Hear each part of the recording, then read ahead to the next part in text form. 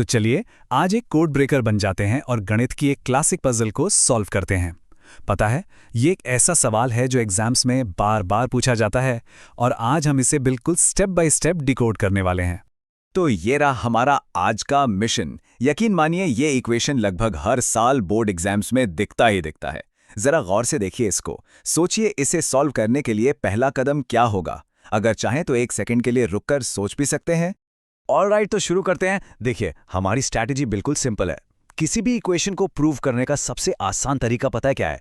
उसकी ज्यादा complicated side को पकड़ो और उसको तब तक सिंप्लीफाई करते जाओ जब तक वो दूसरी साइड जैसी ना बन जाए। तो हम शुरू करेंगे लेफ्ट हैंड साइड से और हमें पहुंचना है राइट हैंड साइड तक। साफ दिख रहा है ना कि दोनों कितने अलग दिखते हैं। हमारा काम बस इतना है कि इस कॉम्प्लेक्स ही दिखने वाली लेफ्ट हैंड साइड को धीरे धीरे बदलकर सिंपल सी राइट हैंड साइड के बराबर लाना है। चलो अब अपनी स्ट्रैटेजी को एक्शन में लाते हैं। हम उठाते हैं लेफ्ट हैंड साइड को और इसको एकदम लॉजिकली स्टेप बाय स्टेप आसान बनाना शुरू करते हैं। शुरुआत करते हैं पहले टर्म से। ओके, तो हमारा पहला मूव, हम फर्स्ट टर्म के न्यूमरेटर और डिनोमिनेटर यानी अंश और हर दोनों को 1 माइनस कॉस थीटा से मल्टीप्लाई करेंगे। अब सवाल उठता है, ऐसा क्यों? क्योंकि इससे हमें मिलेगा डिफरेंस ऑफ स्क्वायर्स, जो सिंप्लीफिकेशन के लिए एक सुपर पावरफुल टूल है, याद है ना? और ये देखिए, ये है मल्टीप्लिकेशन का रिजल्ट। गौर कीजिए, डिनोमिनेटर अब बन गया है 1 माइनस कॉस स्क्वायर थीटा।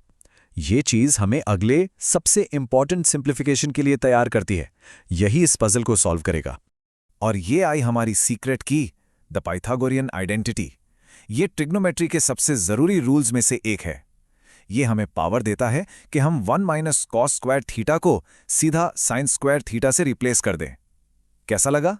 तो जैसे ही हमने वो आइडेंटिटी अप्लाई की और टर्म्स को कैंसिल किया, देखिए क्या जादू हुआ। हमारा इतना कॉम्प्लेक्स सा दिखने वाला पहला टर्म एकदम से सिंपल हो गया, है ना कमाल? ये बेस्ट एग्जाम्पल है कि कैसे सही टूल एक मुश्किल प्रॉब्लम को कितना आसान बना सकता है। अच्छा, अब जरा नजर डालते हैं कि हमारी पूरी लेफ्ट हैंड साइड अब कैसी दिख रही है।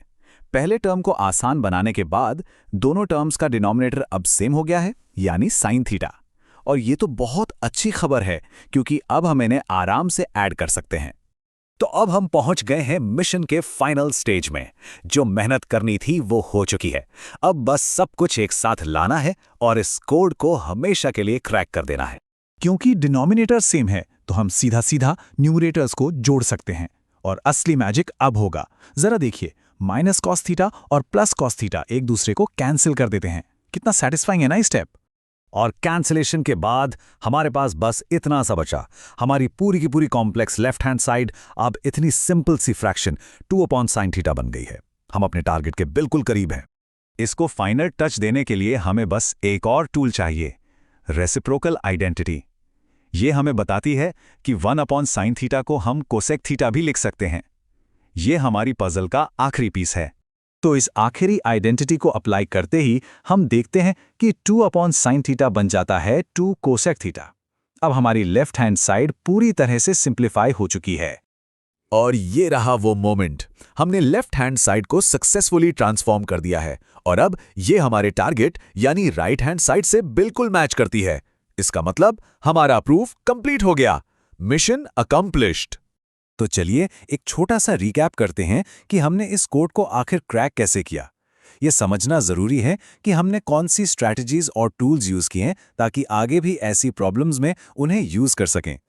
तो आसान भाषा में मेन पॉइंट ये है, हमने एक कॉम्प्लेक्स साइड से शुरू किया, एक टर्म को सिंप्लीफाई किया और फिर दो बहुत इंपॉर्टेंट आइडेंटिटीज पाइथागोरियन और रेसिप्रोकल का इस्तेमाल किया। बस यही इस प्रॉब्लम को सॉल्व करने की की थी।